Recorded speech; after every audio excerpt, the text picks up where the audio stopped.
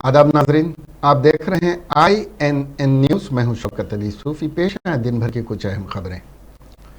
कर्नाटक के तालीमी इदारों में हिजाब पर पाबंदी आयद करने का मसला आज सुप्रीम कोर्ट तक पहुंच गया है। सीनियर एडवोकेट कपिल सिब्बल ने जुमेरात को कर्नाटक के कॉलेजों में हिजाब पर पाबंदी के मसले पर सुप्रीम कोर्ट में दरख्वास्त दायर की। उन्होंने चीफ जस्टिस को बताया कि सर पर स्कार्फ पहनने वाली मुस्लिम तालिबात को क्लास में दाखिले से रोक दिया जा रहा है। इस मामले को कर्नाटक हाई कोर्ट से सुप्रीम कोर्ट में मुंतकिल करने की दरख्वास्त दायर की है। कपिल सिब्बल ने चीफ जस्टिस NV रमना पर जोर दिया कि उस मामले की फौरी समाअत करें, जिस पर चीफ जस्टिस ने निशानदेही की कि कर्नाटक हाई कोर्ट की 3 जजों की बेंच आज दोपहर इस मामले की समाअत कर रही है। इसलिए फिलहाल सुप्रीम कोर्ट इस मामले में मदाखलत नहीं करेगी। चीफ जस्टिस रमना ने कपिल सिब्बल से पूछा कि आप चाहते हैं कि मामला सुप्रीम कोर्ट मुंतकिल हो। कपिल सिब्बल ने जवाब दिया कि हाँ, हमने आज एक अर्जी दायर की है, जिस पर चीफ जस्टिस ने कहा कि हाई कोर्ट को फैसला करने दें, हमारे लिए मदाखलत करना दुरुस्त नहीं है, हम 1-2 दिन इंतजार करेंगे। कर्नाटक के स्कूलों में हिजाब पहनने पर चल रहे तनाज़े के दरमियान रियासत की हाई कोर्ट में इस मामले पर समाअत की गई। समाअत के दौरान हाई कोर्ट ने कहा, हम ये मुशाहिदा कर रहे हैं कि सर पर हिजाब पहनना बुनियादी हक में शामिल है या नहीं। ये भी मुशाहिदा किया जा रहा है कि हिजाब पहनना मजहब का लाजमी जुज़ है या नहीं। दरअसल हाई कोर्ट ने कहा कि हाई कोर्ट मीडिया को सलाह दी कि किसी भी तरह के ज़बानी मुशाहिदात को शाये न करें और हतमी फैसला सुनाए जाने का इंतज़ार करें। ख्याल रहे कि यह मामला पहले कर्नाटक हाई कोर्ट की सिंगल बेंच में पेश हुआ था, जहां से उसे वसी तर बेंच पर में भेज दिया गया है। उत्तर प्रदेश में असेंबली इलेक्शन में आज यानी 10 फरवरी को 2005 रियासत में होने वाले असेंबली इंतखाबात के तहत वोटिंग शुरू हो गई है। उत्तर प्रदेश के अजला की 58 सीटों पर 11 अजला की 58 सीटों पर जुमेरात को यूपी में इंतखाबात हुए हैं। इसमें कुल 623 उम्मीदवार मैदान में हैं। साथ ही अगले चंद दिनों में गोवा इलेक्शन, उत्तराखंड, मणिपुर और पंजाब में भी इलेक्शन होने वाले हैं। इस हवाले से तमाम सियासी जमातें पूरे जोश और खरोश के साथ इंतखाबी मैदान में उतर रही हैं। BJP, Congress, Samajwadi party, RLD समेत दीगर पार्टियां अपनी जीत का दावा कर रही हैं। 5 रियासतों के इंतखाबात में सबसे अहम इंतखाबात उत्तर प्रदेश और पंजाब के माने जा रहे हैं। इन रियासतों में बीजेपी और दीगर पार्टियों की साख दाव पर लगी हुई है। वो लोग मुस्लिम बहनों को वरगला रहे। PM मोदी ने सहारनपुर में कहा कि सबका साथ सबका विकास यूपी की तरक्की की कलीद है। बीजेपी के लिए विकास में बेटियों की शिरकत सबसे बड़ी तरजीह है, इसीलिए आज हर सेक्टर को बेटियों के लिए खोला जा रहा है।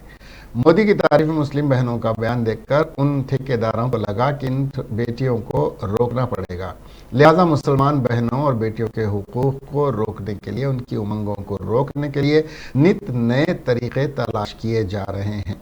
उन्होंने कहा कि लोग मुसलमान बहनों को वरगला रहे हैं ताकि मुस्लिम बेटियों की ज़िंदगी हमेशा पीछे रहे। हमारी हुकूमत हर मजलूम मुसलमान औरत, हर मुतासरा मुसलमान औरत के साथ खड़ी है। मुस्लिम ख़वातीन पर कोई जुल्म ना कर सके, इसके लिए योगी जी की हुकूमत ज़रूरी है।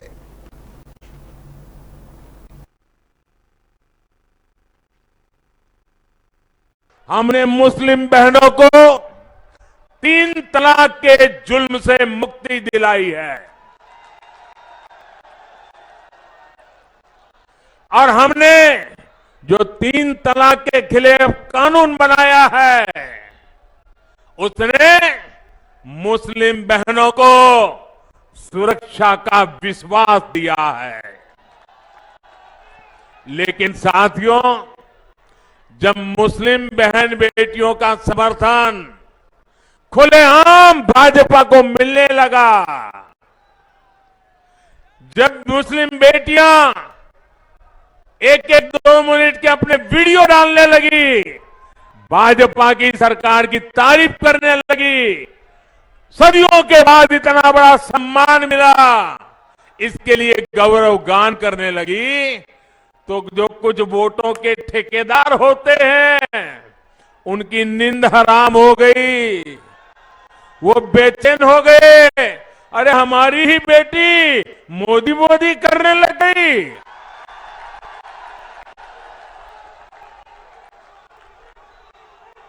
उनके पेट में दर्द होने लगा। मोदी की तारीफ में मुस्लिम बहनों के बयान, उनके वीडियो देखकर इन ठेकेदारों को लगा कि इन बेटियों को रोकना होगा, ये इतनी बड़ी मोदी के तरफ में चली जाएगी तो घर में ही उनका राज आ जाएगा। और इसलिए मुस्लिम बहन बेटियों का उनको हक रोकने के लिए, उनके विकास की आकांक्षाओं को रोकने के लिए नए नए तरीके खोजे जा रहे हैं। वो लोग मुस्लिम बहनों को बरगला रहे हैं ताकि मुस्लिम बेटियों का जीवन हमेशा पीछे ही रहे। साथियों, हमारी सरकार हर मजलूम, हर पीड़ित मुस्लिम महिला के साथ खड़ी है। कोई मुस्लिम महिलाओं पर जुल्म न कर सके, योगी जी की सरकार इसके लिए बहुत जरूरी है। साथियों, चीफ मिनिस्टर के चंद्रशेखर राव कल 11 फरवरी को जनगांव आलेर का दौरा करते हुए वहां पर कलेक्टर ऑफिस का इफ्तिताह अमल में लाने के बाद टीआरएस ऑफिस का इफ्तिताह अमल में लाएंगे और जनगांव में जलसियाम को मुखातिब भी करेंगे। कल जनगांव में टीआरएस और बीजेपी कारकुनों में होने वाले तसादुम को देखते हुए पुलिस ने वजीर आला के चंद्रशेखर राव के दौरे जनगांव आलेर के मौके पर सख्त सिक्योरिटी इंतजाम का आज से ही आगाज कर दिया है। दूसरी जानिब रियासती वज़रा एरब अली दयाकर राव, सत्यावती राठौर वजीर आला के चंद्रशेखर राव के दौरे को कामयाब बनाने के लिए सरगर्म हैं और पार्टी कारकुनों को हिदायत दी है कि वह वजीर आला के चंद्रशेखर राव के जलसे आम में अपनी तरफ से ज्यादा अफराद को जलसे में लाने के इक़दाम करें। तेलंगाना हुकूमत सिर्फ ज़बानी जमा खर्च वाली हुकूमत नहीं है, बल्कि ये एक बाअमल हुकूमत है, क्योंकि हुकूमत तेलंगाना ने आज तक जो भी वादे किए हैं उसको पूरा किया है और ये सिलसिला आगे भी जारी रहेगा। इन ख्यालात का इजहार रियासत वज़ीर दाखिला मोहम्मद महमूद अली ने बदरुद्दीन की क़ियादत में आए हुए उदयमरी के सरपंच और कायदीन और पंडितों और पुजारियों से मुलाकात के बाद किया। हाल ही में शामीरपेट के करीब वाक़ याकूतपुरा मौज़े में कुतुब शाही मस्जिद की शहादत हुई, जिस पर फौरी कार्रवाई करते हुए वज़ीर दाखिला ने मुतल्लिक़ा हुक्काम से बात की और मस्जिद की तामीर के अहकामात जारी किए, जिस पर वक्फ बोर्ड की जानिब से 5 लाख रुपए जारी किए गए और मस्जिद की तामीराती काम की शुरुआत हुई। उसी ज़िमन में उदयमरी के सरपंच रविंद्र रेड्डी, नायब सरपंच कृष्णा रेड्डी, यादगिरी और दीगर कायदीन ने जुमेरात को वज़ीर दाखिला से उनकी सरकारी रिहाइशगाह में मुलाकात करते हुए तहनीत पेश की। इस मौके पर वज़ीर दाखिला ने कहा कि वह मस्जिद की बेहतर तामीर के लिए वक्फ बोर्ड से मज़ीद रकम जारी करने के अहकाम जारी करेंगे। उन्होंने कहा कि हुकूमत तेलंगाना रियासत भर की वक्फ जायदादों की हिफाजत और गैर मजाज कब्जों पर कार्रवाई के लिए संजीदा है।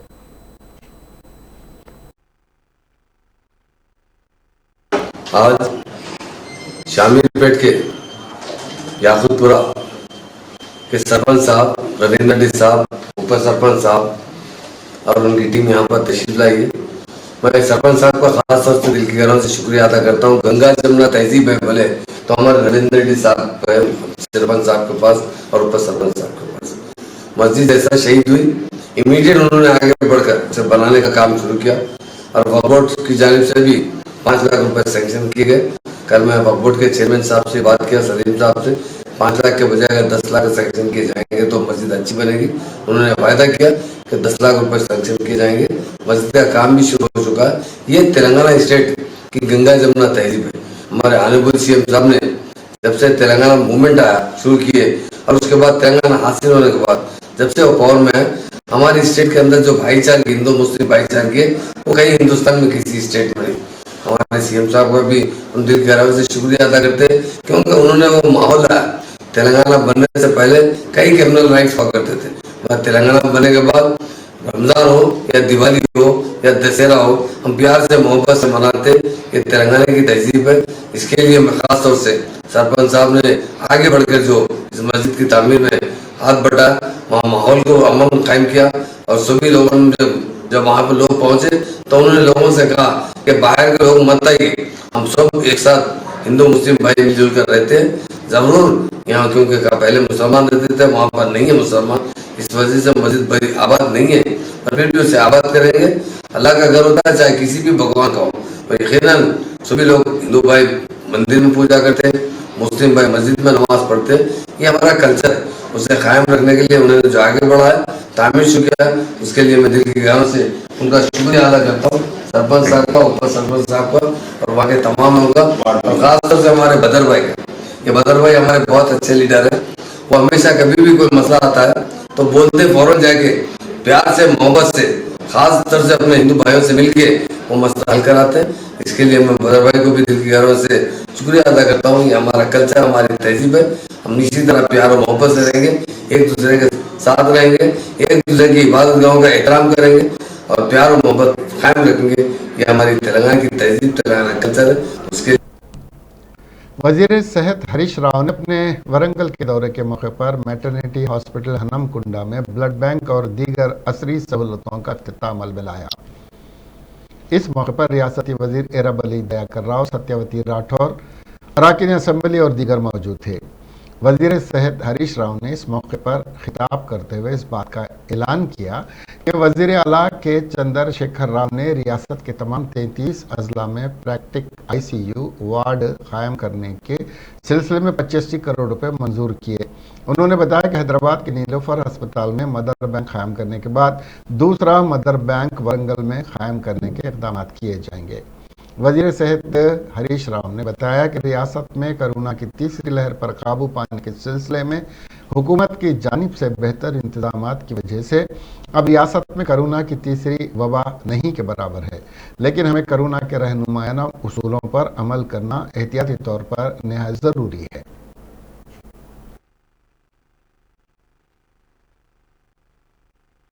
అంటే ఎంత వీలైతే అంత పీజీ సీట్లను పెంచాలి, మంచి డాక్టర్లను తేవాలని చెప్పి ప్రభుత్వం ప్రయత్నం చేస్తూ ఉంది.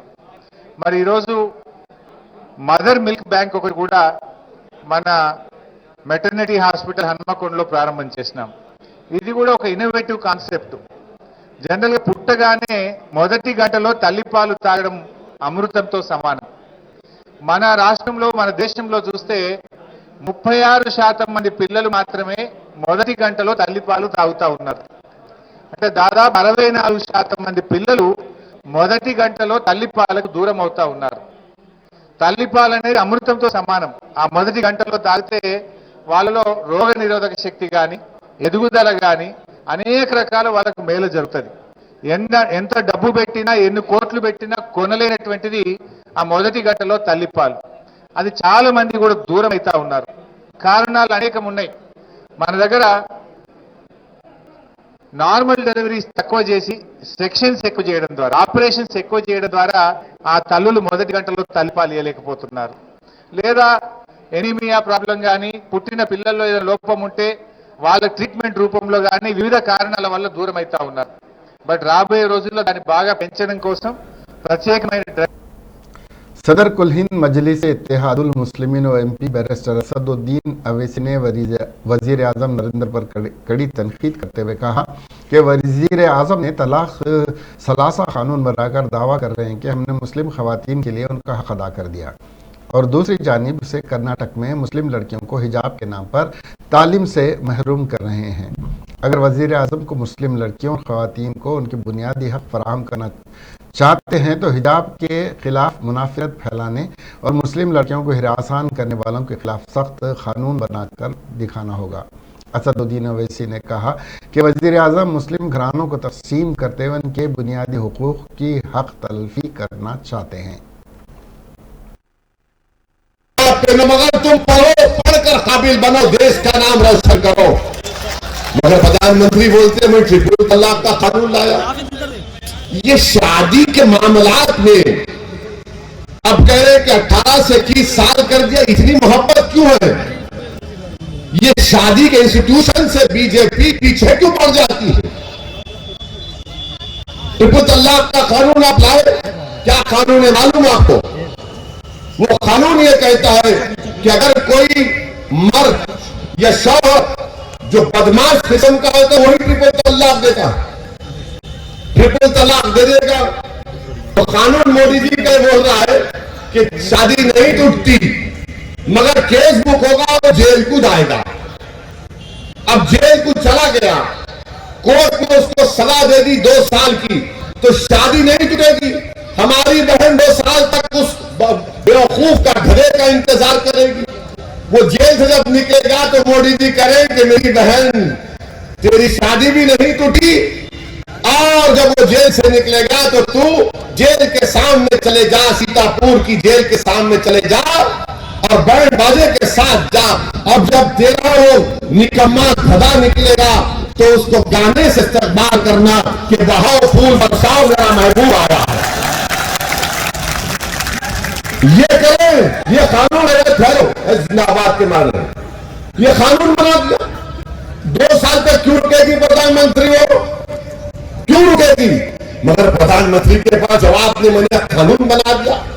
अरे अगर तुमको कानून बनाना था तो हमने तजवीज पेश की कि जब मुसलमानों में शादी होती है वो एक कॉन्ट्रैक्ट होता है, जन्म जन्म का साथ नहीं होता ना। हमारे लिए एक ही जिंदगी है, वो भी बहुत परेशानी से गुजार रहे हैं। हमको मानो, हमको गर्ज। वज़ीर आला के चंद्रशेखर राव की दुख्तर और रुकने कानून साज काउंसिल कल्वकुंतला कविता ने हिजाब पर जारी तनाज़े पर एक बयान देते हुए कहा कि हिजाब पहनना मुस्कान की मर्जी है और सिंदूर लगाना मेरी मर्जी है।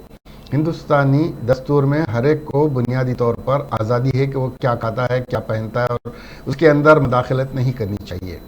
हिंदुस्तान कसीरुल मज़ाहिब वाला मुल्क है, हर मज़हब में हर एक के लिए राहें मुतय्यन हैं, वो इसकी पाबंदी करने के मामले में आज़ाद हैं। हिंदुस्तानी दस्तूर में कहीं पर किसी के लिबास पर कोई पाबंदी नहीं है। कर्नाटक में जारी हिजाब तनाज़ा मुल्क के 2 बड़े मज़ाहिब के मानने वालों के बीच एक दरार पैदा करती है। हिंदुस्तान गंगा जमनी तहजीब का अलंबरदार मुल्क है, इस मुल्क में इस तरह तफर्रुक़ाबाजी नहीं होनी चाहिए।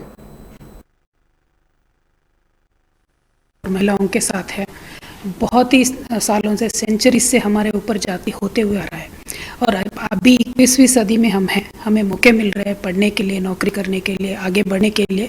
तो जब ये सारे मजहबी वाले बातें आ जाती है, इनको हवा दी जाती है, तो लड़कियों के अपॉर्चुनिटीज़ कम हो जाएंगे, लड़कियों की बढ़ोतरी रोक दिया जाएगा। तो मेरा दिल में बहुत अड़चन सा हुआ। मैंने कहा कुछ ना कुछ किसी ना किसी को बोलना है इसके ऊपर, और स्पेशली मैं इस सारे मामले में लड़कियों के माँ बाप से रिक्वेस्ट करना चाहती हूँ, ये जो भी मज़हबी बातों को लेके चल रही है वो चलने दे, लड़कियों को इतना स्ट्रांग बनाइए, इतना हिम्मत उनको दीजिए ताकि बाहर जाके वो ये सारे हालात फेस कर सके। और मेरा रिक्वेस्ट ये भी है, जो इन बातों को हवा दे रहे हैं, ये हिजाब की बात कर रहे हैं, अलग अलग चीज़ों के बारे में बात कर रहे हैं, स्पेशली जो शिक्षा के मंदिर है उनको शिक्षा तक सीमित रखिए। सियासत आप बाहर कर लीजिएगा, शिक्षा के मंदिरों को शिक्षा तक सीमित रखिएगा। बस इतना ही मेरा विनती है। हिजाब बिल्कुल नहीं होना चाहिए ना। मैं औरत हूँ, मैं शादीशुदा हूँ, मैं जब चाहती हूँ तो मैं सिंदूर पहनती हूँ, नहीं चाहती हूँ तो मैं सिंदूर नहीं पहनती हूँ। जब किसी को हिजाब पहनना है पहनेंगे, नहीं पहनना है नहीं पहनेंगे, वो अपनी अपनी चॉइस की बात है, वो अपने घर में उनके चॉइस की बात है। लेकिन हमें एज अ सोसाइटी कोई भी हक नहीं बनता उनके अपने मामले में, पर्सनल मामले में दखल देने का, ये मैं मानती हूँ। अगर मुझे कल कोई आके बोलेगा आपका पहनाव ठीक नहीं, ये मत करिए, वो मत करिए, मैं तो बोलूँगी please mind your own business. So that should be what the attitude of the women should be, that should how a society should be. मेरा मानना ये है कि जितने सारे मज़हब इस देश में हैं, इन सबको घुल मिल के एक एनरिचमेंट होना चाहिए सोसाइटी में। ऐसा नहीं होना चाहिए कि एक दूसरे के मज़हब में जो फ्लैश पॉइंट्स है, गलत पॉइंट्स है, उनको उठा दिया जाए, लेकिन जो राइट पॉइंट्स है उनको हाईलाइट करें और आगे चलते जाए। एक दूसरे में अच्छाई देखोगे तो अच्छाई दिखेगा, बुराई देखोगे तो बुराई दिखेगा। तो मेरा ये रिक्वेस्ट है कि ये जो यंगस्टर्स हैं जो अभी पढ़ रहे हैं, उनके दिल ख़राब करने से आने वाली सारी पीढ़ियाँ ख़राब हो जाएंगी और हमारे देश के डेवलपमेंट में ये सबसे बड़ा अड़चन हो सकता है। तो मेरा रिक्वेस्ट इतना ही है, स्कूल्स और कॉलेज में ये ज़रा फैलाइएगा मत, जो है सियासत का है वो बाहर कर लीजिए, अच्छा है, लेकिन लड़कियों के डेवलपमेंट को रोकने वाली ये बातें आने वाले पीढ़ियों को मन खराब। बीजेपी रुकन असेंबली इटाला राजेंद्र को पुलिस की जानिब से घर पर नजरबंद करने के बाद इटाला राजेंद्र ने मीडिया से बात करते हुए बताया कि ये कल टीआरएस कारकुनों के बीजेपी कारकुनों पर किए गए हमले में 9 बीजेपी कारकुन जो जख्मी हो गए उनकी अयादत करने के लिए जनगांव रवाना हो जाना चाहते थे, लेकिन पुलिस ने उन्हें हाउस अरेस्ट करते हुए रोक दिया। इटाला राजेंद्र ने पुलिस पर इल्जाम आयद किया कि एक तरफ पुलिस टीआरएस कारकुनों को रियासती वज़रा की मौजूदगी में वज़ीर आज़म का अलामती पुतला नजर आतिश करने और धरने देने की खुली आम इजाज़त दे रही है, तो दूसरी जानिब असातिज़ा को इंदिरा पार्क पर जियो 317 से दस्तबरदारी इख्तियार करने का मुतालबा करते हुए धरना देने पर गिरफ्तार कर रही है और बीजेपी कारकुनों को जनगांव में मेडिकल कॉलेज कायम करने का मुतालबा करते हुए एहतजाज करने पर उन्हें हिरासत में लिया जा रहा है।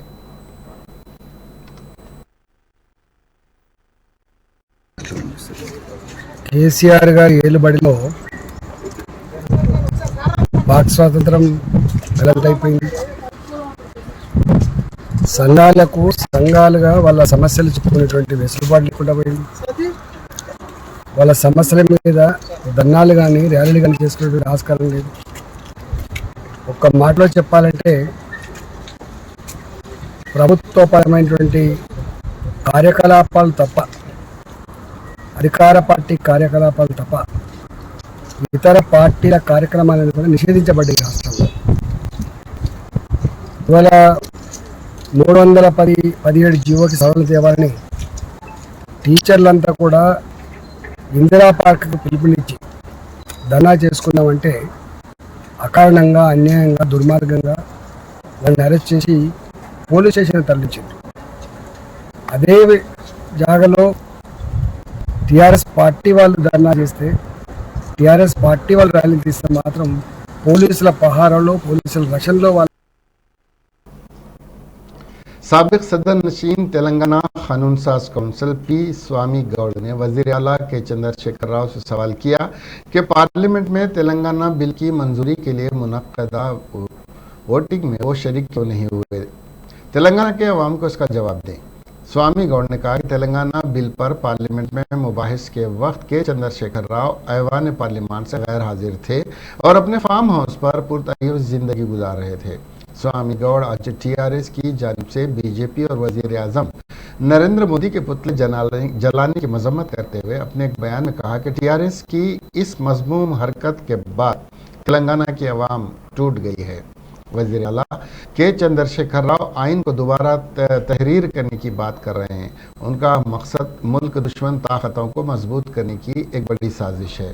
टीआरएस पार्टी तेलंगाना अवाम के जहनों को बदलने की कोशिश कर रही है। तेलंगाना की तश्कील सैकड़ों नौजवानों की कुर्बानियों और सरकारी मुलाजिमीन की 42 रोज़ा हड़ताल का नतीजा है। तेलंगाना तहरीक 50 साल से ज़्यादा अरसे से जारी मुहिम का नतीजा है। केसीआर ने मौके की नज़ाकत के भांपते हुए वजारत न मिलने पर तहरीक से वाबस्ता हुए और आज अपने अरकान ख़ानदान के साथ इक़्तिदार का मज़ा लूट रहे हैं। మనం నడుచుకోవాల్సిన అవసరం ఉన్నది. ఈ రాష్ట్రానికి అధికార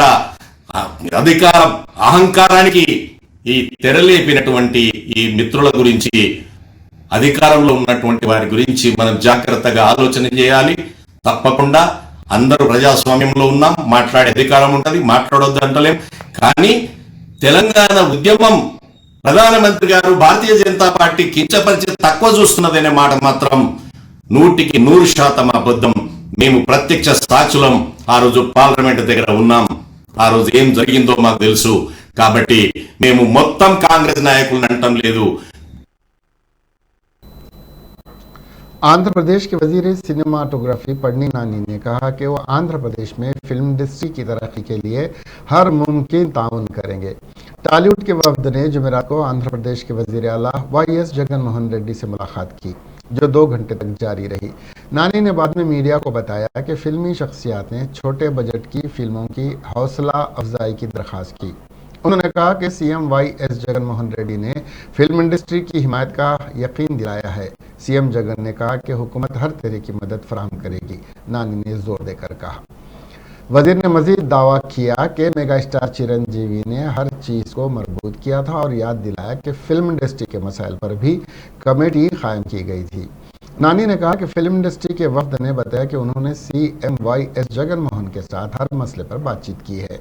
दरियासना चिरंजीवी ने कहा कि फिल्म इंडस्ट्री के तमाम मसाइल CM जगन के नोटिस में लाए गए।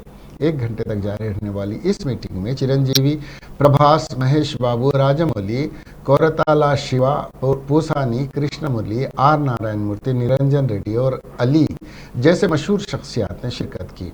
टॉलीवुड के हीरोज और हिदायतकारों को उम्मीद है कि टिकट की कीमतों में इजाफे पर जियो को जल्द ही बाज़ाब्ता तौर पर एक जियो रिलीज किया जाएगा।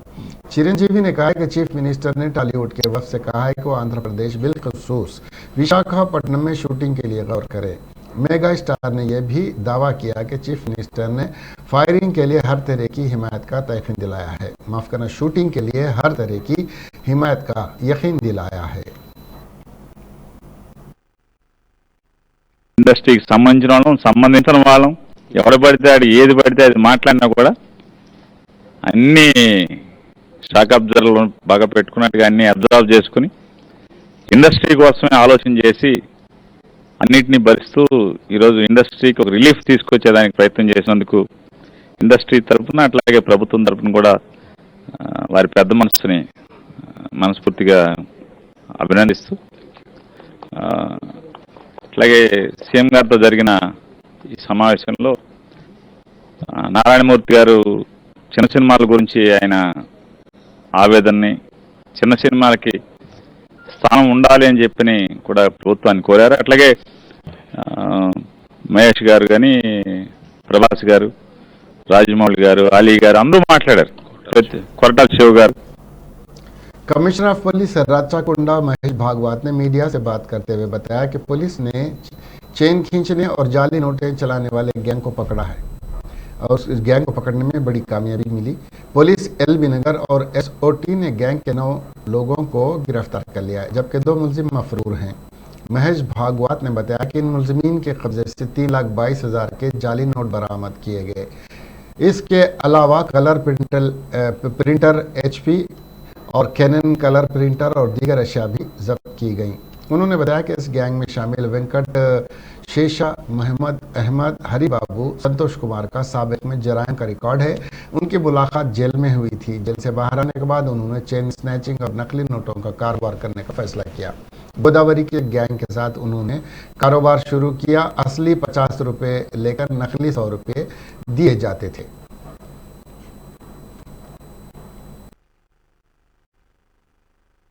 अभी चेन स्नैचिंग में नंबर 1 है।